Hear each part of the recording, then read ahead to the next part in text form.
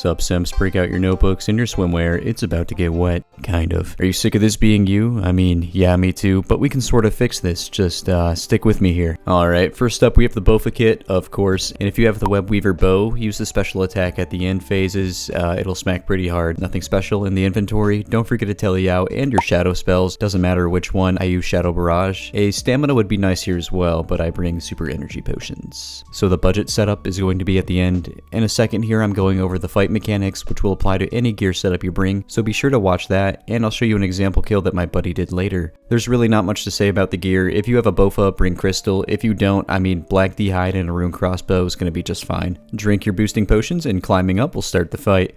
Make sure to keep your distance, as he will bite you if you get too close. The Leviathan rapidly attacks with these orbs. Green is his ranged attack, blue magic, and the red orbs are his melee attack. With this boss, it's a little different. Instead of praying when an attack is initially released, you want to pray as soon as these balls hit you. Pause. It takes getting used to, of course. I'm a bit out of practice, but that's the gist of it. After a volley of attacks, he's gonna stretch and scream. This causes rocks to fall from the sky. Just move over a tile and you're fine. Once the rocks are done, he's back to throwing orbs at you. This time it's a little quicker. After each of the volley of attacks, it ramps up a bit, so when you're at your limit, you may use a shadow spell and stun him for 9 seconds. While stunned, you can run around to his backside and shoot his exposed spine, doing some extra damage. Next up, he'll do a special attack. It's going to be either a rock throw or a lightning attack. You can tell beforehand what it's going to be by the rocks on the map that haven't disappeared yet. If there's one in the north side and south side of the map, it's going to be a rock throw attack. If the rocks are stationed on the east and west side of the map, you can expect a lightning attack. So I have the rock attack up first. Basically just try and walk in a straight line and stack these things up.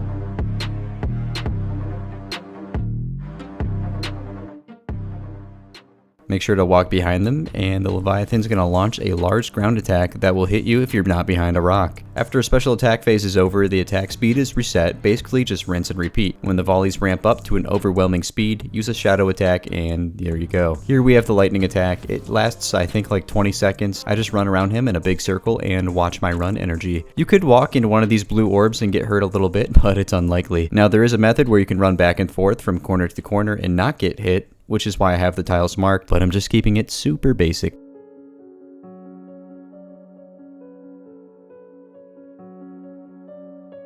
And really quick, I just wanted to throw this in to kind of show you what I meant more about walking in a straight line, and I mean that's pretty much it for that.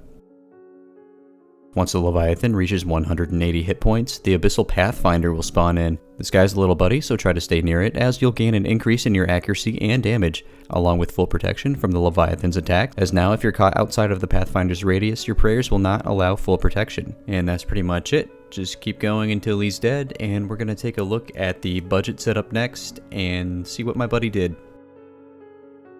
So, here's my buddy's clip. He's bringing in Black Dragonhide, a rune crossbow, enchanted ruby, and diamond bolts, and it also looks like he has a blowpipe. The inventory is pretty similar as well. Obviously the same mechanics. Here he's showcasing the runaround with the lightning phase.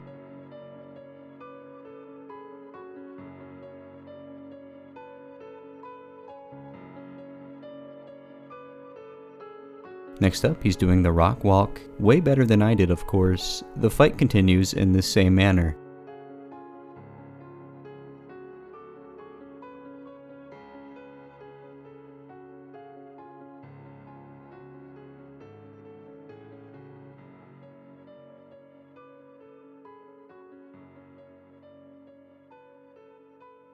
This is great right here, as we can see the spawn point for the Abyssal Pathfinder. In my recordings, I kept hiding it with the inventory, unfortunately. He sticks near it very nicely and finishes off the kill, and there you go. Very possible with a low budget kit. I did 2 KC in the past with the rune crossbow. I attempted it again for this video, but I was way too rusty, and I'm gonna be open and honest with you guys, apart from clickbaiting. I don't have enough GP nor the supplies to run multiple attempts at these bosses right now on my Iron Man, so I recruited my buddy to help me get this out to you. Hopefully all of this helps and didn't confuse you even more. If you want to check out KaasBaap, he's found on Twitch under the same name. He's about to hit 100 followers, so it'd be awesome if you go help out with that. Also, he does more in-game and PvP content. Currently is trying to complete a Deathless 450 TOA run, and is very close, so go cheer him on. If you want to check out my Twitch, that's cool too. I just hit 50 followers, and I'll be doing a 24-hour stream pretty soon here. I'm very grateful for my community and you guys watching these videos, so I appreciate you for sticking around, and if you want to like and subscribe to the channel, it would help out a lot. See you next time.